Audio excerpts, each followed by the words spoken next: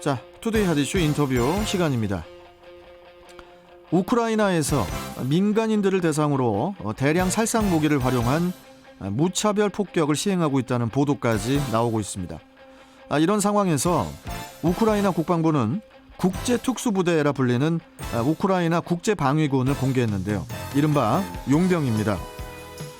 또 우려스러운 또 이야기는 러시아 국방부가 현지 시각으로 지난 13일 우크라이나의 군사시설과 훈련장을 집중 공격을 해서 외국에서 온 우크라이나 용병 180명을 제거했다고 주장하기도 했는데요.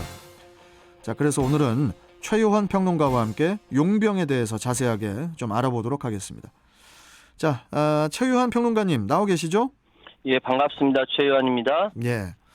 자, 먼저 알아볼 것이 이근 대위라고 있잖아요. 예. 예, 그 이근 대위가 지금 우크라이나 쪽에 간다 뭐 이런 얘기가 있었는데 현재 그 이근 전 대위의 신변은 어떤지가 먼저 좀 궁금하네요. 지금 일단 해군 특수지원단 출신 유튜버인 이근 전 대위가 의용군, 그러니까 용병으로 참전하겠다면서 우크라이나 출국을 했어요. 예. 근데 혼자 간 게 아니라 2명의 다른 동료들과 같이 함께 갔거든요. 그런데 지금 이틀 전에 뭐 이 폭격 얘기가 나오고 사망설이 떠돌았는데 사실은 그렇지 않고요. 지금 2명은 귀국하겠다. 귀국을 한다고요? 예, 우크라이나 현지 외교부 임시사무소에 2명이 있고 이 2사람은 귀국한다라고 연락이 왔습니다. 귀국이 가능할 거. 지금 격리 기간 지나면 경찰은 수사한다라고 하고 현재 이근 대위는 무사히 현지에 있는 것으로 확인이 됐습니다. 예. 그러니까 러시아 매체 스푸트니크나 타스 통신에 따르면은 러시아 국방부 대변인이 그 정밀 스마트 무기로 우크라이나 스타리치 지역에 있는 군사실과 야보리우 훈련장 공격했다. 여기에 용병들이 있는 데거든요. 용병 훈련하는 데인데 그래서 180명을 제거했다라고 보도를 했어요. 그래서 이거 용병을 했던 그 이근 대위가 사망한 거 아니냐 뭐 이렇게 이야기가 나왔던 거죠. 그리고 한동안 이제 연락이 두절된 상황이었거든요. 현재 신변에 이상이 없다. 3명 중에 2명은 귀국하고 이근 전 대위는 그대로 있다라는 소식입니다. 그나마 다행입니다. 그러면은 이 우크라이나 국제방위군, 이 우크라이나 국제방위군이 어떻게 구성이 되어 있는지 좀 소개 좀 해주세요. 네, 지금 러시아 침공 전후 여러 나라에서 우크라이나를 여행금지 구역으로 지정했어요. 우리나라도 마찬가지로 그러겠죠. 지정했고요. 그런데 전 세계에서는 우크라이나 의용군에 참여하겠다면서 몰려드는 사람들이 많거든요. 그래서 방금 말씀드렸던 우리나라에서 TV와 개인 SNS 유명 이근 전 대위가 실정법을 어긴 한이 있더라도 그래 나중에 처벌받더라도 러시아에 맞서 싸우겠다라면서 출국한 것이죠. 아니, 저 평론가님. 예. 말씀 끊어서 죄송한데 지금 그 이근 전 대위처럼 한 개인이 뭐 그런 여행 금지 구역에 한 개인이 이렇게 나가는 게 가능합니까? 그러니까 이제 우리나라는 여행의 자유가 있고 예, 갈 수는 있죠. 갈 수는 그런데 있다. 예, 우크라이나의 여행 금지를 뜻하는 여행 경보 4단계가 내려진 상태입니다. 만약에 여기 이 우크라이나에 가기 위해서는 외교부에 예외적 여권 사용 허가를 받아야 됩니다. 이거는 우크라이나 그러니까 여행 경보 4단계 내려진 나라에 국가의 영주권자이거나 취재나 보도 또는 긴급한 인도적 사유, 뭐 현지 체류 가족이 사망했다든지 그런 질병이 있다든지 그리고 공무상의 목적 등 방문 체류일 때만 제한적으로 가능해요. 예, 이것을 어기고 방문했을 경우 이근 전 대위 같이 방문했을 경우에는 여권법 제26조에 따라서 1년 이하 징역 또는 1,000만 원 이하의 벌금에 처할 수가 있습니다. 그런데 이게 좀 이거 말고 여권법 말고 다른 죄가 적용될 수가 있어요. 이게 뭐냐면 사전죄 조항이 있습니다. 그러니까 개인이 전쟁을 벌인다라는 차원의 사전죄인데요. 이게 이제 대한민국은 국제평화 유지에 노력하고 침략전쟁을 부인한다는 헌법조문에 근거해서 국민 중 일부가 자기 마음대로 외국에 대해서 사적인 전투행위를 하게 되면은 헌법에 반하는 것이거든요. 그러겠죠. 그리고 외교관계나 평화랑 국제관계 악화시켜서 대한민국의 존립마저 위태롭게 할 가능성이 있어서 처벌한다라는 의미를 가지고 있습니다. 그러니까 사전죄는 국회의 선전포고 동의법 헌법 60조 2항 그리고 대통령의 선전포고 헌법 73조 없이 개인이나 사적 조직이 외국을 상대로 전투 행위를 하는 것을 처벌하는 법입니다. 예. 자, 어쨌든 국제방위군, 이 국제방위군은 기본적으로 이제 그 나름의 뭐 베테랑들일 것 같아요. 어떻습니까? 예. 우크라이나 국제방위군 총 52개국의 군 경험이 있는 예비역 군인들이 합류한 것으로 전해지는데요. 대부분 이 장교, 이 부사관으로 활동하면서 경험을 쌓은 베테랑들입니다. 이들은 모두 우크라이나 국기하고 자국 국기를 동시에 부착하고 전장에서 활약한다라고 하고요. 이게 그래서 이제 우크라이나 국방부는 해당 국제방위군들이 현재 전장에서 전투 임무를 수행하고 있다, 직접 싸우고 있다라는 거죠. 국방부 주요 정보국장인 키릴로 분다노프 준장이 감사하다라는 뜻을 표하기도 했습니다. 그런데 이제 이에 대해서 이제 러시아 측은 또 이제 강력하게 이제 경고를 하고 나섰죠. 그렇죠. 자기 그 관계도 없는 사람들이 왜 여기 와서 전투를 하냐라고 기분 나쁘다고 얘기한 건데 이고르 코로센코프 러시아 국방부 대변인은 우크라이나 영토에서 우크라 측 편을 들어 싸운 서방 용병은 그 누구도 전쟁 포로 자격도 얻지 못할 것이다. 이렇게 경고했어요. 그러니까 조 바이든 미국 대통령과 보리스 존슨 영국 총리를 비롯해서 나토 국가 수장들은 우크라이나가 나토 회원국이 아니라는 점을 들어서 우크라이나에 무기는 지원하더라도 직접 파병은 하지 않는다. 이렇게 입장을 밝혔었거든요. 간접 지원을 하고 있죠. 예. 대신 폴란드라든지 발트 삼국의 에스토니아, 라트비아, 리투아니아, 그리고 또 이제 루마니아나 불가리아 등 인근 나토 회원국에 자국군을 파병하고 미사일 배치를 늘리는 식으로 러시아의 침공에 대한 그 침공 자체 억제하는 데 초점을 맞춰왔는데 그래서 이제 뭐 파병은 없다. 미국과 러시아가 직접 총질을 하면 그건 세계대전이다라고도 바이든 대통령이 얘기하기도 했어요. 그런데 이런 상황에서 우크라이나는 아니 자신들을 돕겠다고 용병이 왔으니까 굉장히 반가운 거죠. 그래서 현지에서는 민간 시민이 의용군 형태로 참전하는 것은 별개로 평가되는 분위기라고 합니다. 다만 지금 우크라이나에서 전투에 참여한 이 용병들이 실제로 러시아의 침공에 의분을 느껴 참전한 의용군인지 아니면 특별히 어디엔가 고용되어, 요거는 제가 좀 이따 더 설명드릴게요. 고용되어 나간 사람들인지는 알려지지 않았습니다. 그렇겠죠. 편의상 행태가 용병 행태이기 때문에 사례로 말씀드리는 것이죠. 자, 러시아가 뭐 절대 잘했다는 뜻은 아닙니다만은 어찌됐든 이 공식적인 절차를 또 이제 어긴 거니까 혹시라도 이런 그 돌발 행동을 하는 사람들로 인해서 외교적인 분쟁의 소지 같은 것은 좀 없을까요? 혹시? 충분히 있죠. 그러죠. 국가 간의 외교 관계를 악화시켜서 불상사를 초래하거나 이거 국가의 존립을 위태롭게 할 소지가 있기 때문에 대부분의 나라에서는 이렇게 사전죄 같은 거를 이런 금지하고 있는 겁니다. 예를 들어서 우리나라 대한민국 정부는 일본과 정식 외교를 맺고 있습니다. 그렇죠. 그런데 일본이 막 무역 분쟁하고 막 무역 보복하고 막 이렇게 하니까 막 화가 난다고 일개 개인이나 거기에 항의하는 이 사사로운 단체가 자의적으로 일본을 공격한다면서 무기 들고 침공하게 되면은 그렇죠. 이걸로 전쟁 날 수 있잖아요. 그래서 어느 나라나 대부분의 나라에 사전죄 조항이 대부분이 있고요. 이런 일도 인해서 양국의 관계가 파탄날 수 충분히 있는 것이죠. 이 용병이라는 게 이 용병이 이제 그 직업 군인이 아니고 민간인 회사 있잖아요. 회사 그 소속인 경우가 또 많다고 하던데요. 그렇습니다. 글로벌 민간 군사 기업이라고 하죠. 일명 PMC, Private Military Corporation이라고 해서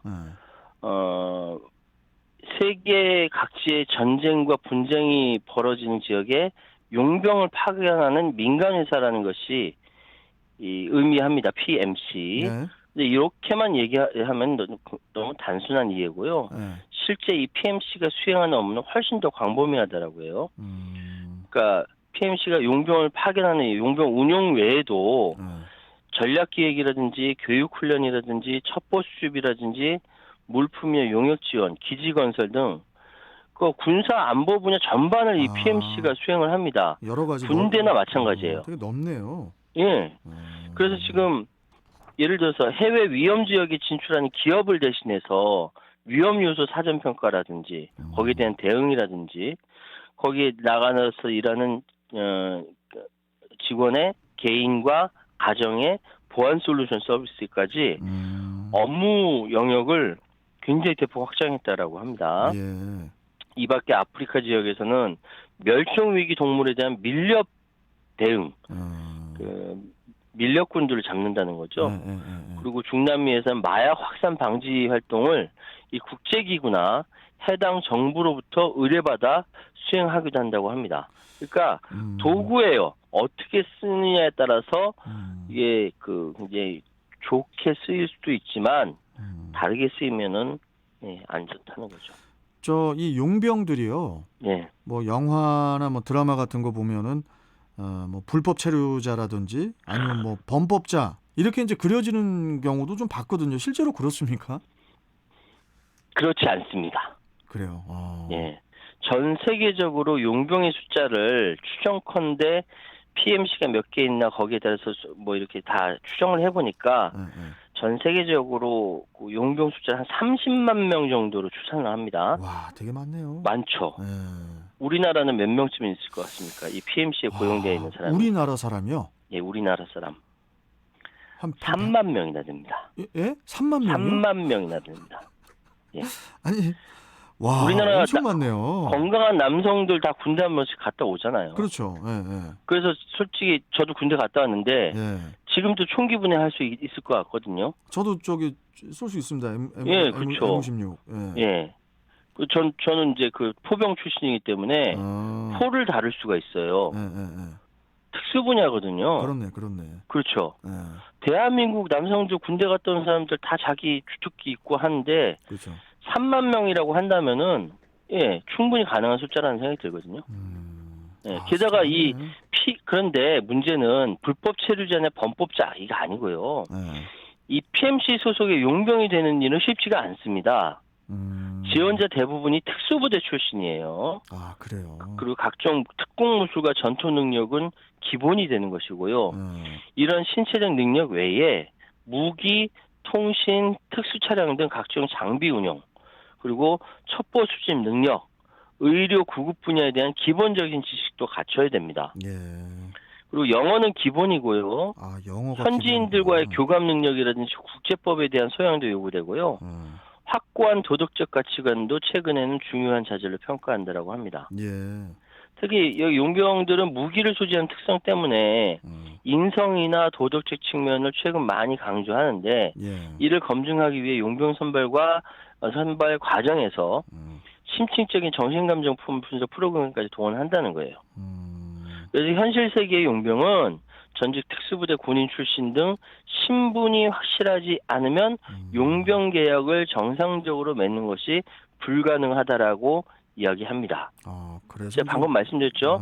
용병 계약을 정상적으로 맺는 것이 불가능하다는 거예요. 확실하지 않으면 신분이. 예. 근데 이제 용병 계약을 비정상적으로 맺는 것도 있다는 얘기지 않습니까? 그렇잖아요. 역으로 추산하면 그렇다는 거거든요. 그렇네요. 왜냐하면 PMC라는 여기가 건전하지 못하는 데가 되게 많아요. 여러 회사니까. 지금 공식적으로 나오는 거 영화나 드라마에서 나오는 범법자나 무자격 체류자들이 끼어들 틈이 없을 것 같아요.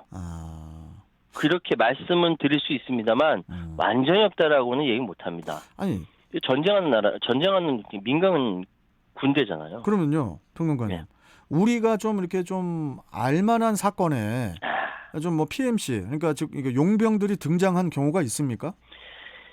2018년 6월 중순에요.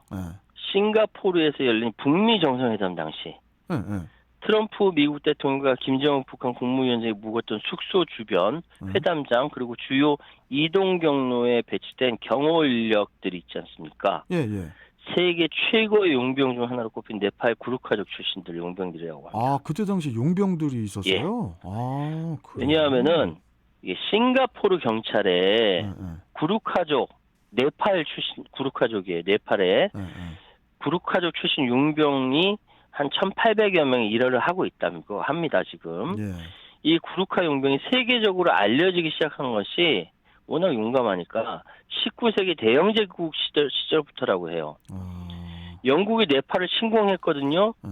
근데 거기서 이제 쿠글이라는 이제 단검을 가진 구르카족에게 영국군이 속수무책으로 당한 겁니다. 영국군이. 네, 영국군은 그래서 구르카족의 전투 능력을 눈여겨보고 평화협정을 맺은 뒤 구르카족 전사들을 용병으로 고용했다는 거예요. 그 영국군은 인도를 지배할 때도 이들 구르카 용병을 활용했고, 예. 1947년 인도가 독립한 뒤 구르카 용병은 영국의 식민지였던 싱가포르로 옮겨갔어요. 거기서 계속 일을 했어요. 그래서 싱가포르가 독립한 1965년부터 현재까지 대를 이어서 이들은 여전히 싱가포르 치안의 중요한 축이라고 합니다. 이 구르카 쪽 용병들이 지난 2018년 6월 싱가포르 북미 정상회담에 그 트럼프 대통령과 김정은 위원장의 모였던 숙소 주변 회담장 주요 이동 경로에서 경호 인력으로 일했다라는 겁니다. 예. 구르카 용병은 우리나라도 인연이 있거든요. 한국전쟁 당시 참전한 영국군에도 구르카 용병이 있었대요. 아, 그래요? 예, 1951년 2월 경기도 양평군 지평리 전투에서 굉장히 유명한 전투입니다. 여기서 벌어진 중공군과의 전투에서 영국군에 속한 구르카 용병 1개 대대가 중공군 1개 사단을 격파하는데 큰 공을 세웠다는 아주 전설적인 이야기가 내려오고 있습니다. 아, 한국전쟁 당시에도 구르카 용병이 왔었군요. 예. 아니, 구르카 용병도 있지만은 또 그 용병의 역사 속에서 이제 빼놓을 수 없는 용병이 이제 스위스 용병이다, 뭐 이런 얘기도 제가 들었던 것 같은데. 그렇습니다. 스위스 예. 용병 배신하지 않는다 명구가 있을 정도예요. 예, 예. 한때 프랑스군 전체 병력 30만 명에 3분의 1인 12만 명 정도가 스위스 용병이었습니다. 3분의 1이요? 예. 와, 그래요? 1792년 프랑스 대혁명 당시 루이 16세로 호위하던 것이 스위스 용병들인데요. 이때 프랑스 대혁명 당시 분노한 파리의 군중들이 궁으로 몰려갔을 때 프랑스 군의병들 다 도망갔거든요. 아, 저 이 이야기 어디서 한번 들었던 것 같은데. 예. 아, 맞다. 끝까지 맞다. 루이 16세의 곁을 지켰던 이들이 네, 스위스 스위스 용병 맞아요. 출신 근위대였고요. 아, 그러니까 스위스 용병한테는 군중들 별로 적대감이 없었잖아요. 네, 그러니까 안전을 보장할 테니까 국왕을 버리고 돌아가라 라고 얘기했는데 스위스 용병은 끝까지 왕의 곁을 지켰다는 거죠. 끝까지 지키고 다 거진 다 또 그 용병들은 끝까지 싸우다가 전사했다, 이런 얘기가 맞습니다. 있더라고요. 심지어는 그때 루이 16세가 이 스위스 용병들에게 야 이제 됐으니까 그만 물러가라라고 명령을 내렸지만 이탈자가 없었다라는 겁니다. 그래서 이때 죽은 용병의 숫자가 786명이나 됐다. 지금 스위스 루체른에는 절벽 바위를 깎아 만든 빈사의 사자상이라는 기념물이 있습니다. 예. 이게 전사한 용병을 기리는 용병 기리는 기념물인데요. 죽어가는 사자 등에는 부러진 창이 꽂혀 있고 사자는 방패를 끌어안고 있습니다. 이게 이제 스위스 용병 의리와 충성심의 상징이 됐는데 예. 미국의 유명한 작가 마크 트웬이 이 사자상 이거 인터넷에 나옵니다. 빈사의 사자상이라고 치시면 정말 그 뭐랄까 좀 장엄해 보이더라고요 저는. 아, 그 저 사자상이 바위를 깎아서 만든 건데 예 마크 트웨이는 세상에서 가장 슬프고도 감동적인 바위라고 했고요. 그래서 이렇게 굉장히 유명해진 거고 현재 바티칸 교황청을 수비한 근인데도 스위스 출신 용병들입니다. 저 용병이라는 역사가 좀 오래되지 않았습니까, 그러면? 그럼요. 용병은 고대 국가 시절부터 존재해요. 그러니까 인류가 가진 오래된 직업 중 하나입니다. 정말로. 그 굉장히 오래된 법전인 함무라비 법전에도 용병은 돈을 얼마 줘야 된다. 대가에 대해서 규정해 놓았고요. 고대 이집트도 용병대 운영했고 고대 그리스, 페르시아 또한 용병을 많이 사용했고요. 또 상비군 중심의 편성을 고집하는 그 로마군 역시 적지 않은 용병들을 고용했던 기록이 있습니다. 중세에는 봉건 영주가 자기 집에서 이렇게 그 사병을 부렸지 않습니까? 그렇죠. 집에 얹혀 사는 병사들이 그 사병을 자기 후위하라고 이렇게 부리긴 했지만 이게 돈 아깝잖아요. 그런 사람이 나타났고 또 자유민 중에는 농사지을 땅은 모자른데 이게 무기인인 거예요. 무장이 있으니까 다른 방식 먹고 살 수 있겠다는 사람 생각하는 사람이 나타난 거예요. 이게 아주 자연스럽게 봉건개혁에 의해서 이제 그 병역 의무부를 부과받지 않았지만 병역 수행이 가능한 회색 시대 인력이 생겼는데 이 정부의 직접적인 통제를 받지 않는 병역 자원이 된 겁니다. 이게 프리 컴퍼니라고 자유부대라고 불렸다고 하거든요. 이게 이미 중세 봉건 시대에도 이 용병이 있었던 거죠. 이게 지금 또 가장 또 관심이 가는 게 이제 현재까지도 이 용병이 운용이 되고 있지 않습니까?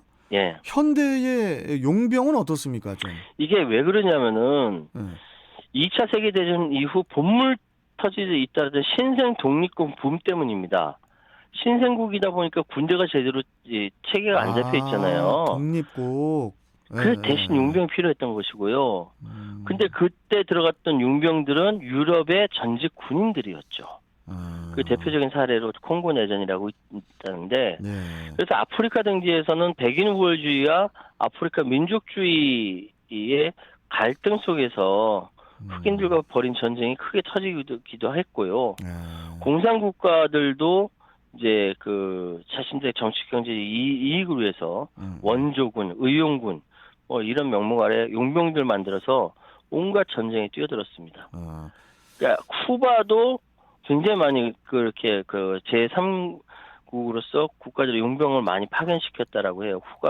내무성 정보관리국 오가라는데, 그러니까 미국과 소련의 냉전 상황에서 이게 그 국가들의 대리전이 벌어졌고 어디선가 항상 싸우는 것이 이 냉전기의 용병들의 모습이었고요. 50년대부터 70년대 걸쳐 이 전 세계 각지에서 벌어진 전쟁, 내전은 모조리 용병과 관련이 있다. 그렇게 말씀드릴 수 있어요. 그래서 현대적 용병 산업이 급속도로 산업으로 성장했고, 뭐 신생 정부뿐만 아니라 기존에 있는 정부과도 이제 계약 맺고, 그러면은 뭐 PMC가 탄생하게 된 거죠. PMC 시장 규모가 뭐 점점 더 커지는 그런 추세라고 볼 수 있겠네요. 그렇죠. 지금 뭐 날로 커지고 있고 대략 2018년 말 기준으로 3,500억 달러라고 하니까 그래서 이게 참 정상이 아니에요. 이게 사실은 정확히 얘기하면 세계 여러 정부가 국방과 안보 분야에 PMC가 계약을 맺는 이유는 비용 절감 때문인데 완전 전쟁을 외주화시키고 민영화시키는 거지 않습니까? 그렇죠. 전쟁의 외주화라는 표현이 맞네요. 그래서 PMC 민간 군사 기업을 전쟁 청부업자라고 비판을 받는 거고요. 여기저기 다니면서 굉장히 이런 데가 사고도 많으시고 문제도 많이 일으키기도 했습니다. 참 오늘은 이제 우크라이나 사태에 뛰어든 그 용병에 대한 이야기부터 또 그 역사와 또 현재의 상황까지 좀 살펴봤는데 좀 제발 좀 용병이 필요 없는 그런 좀 평화로운 지구촌이 도래하기를 간절하게 빌어봅니다. 자, 평론가님 오늘 말씀 잘 들었고 또 뵙도록 하겠습니다. 고맙습니다. 감사합니다. 자, 최요한 시사 평론가였습니다.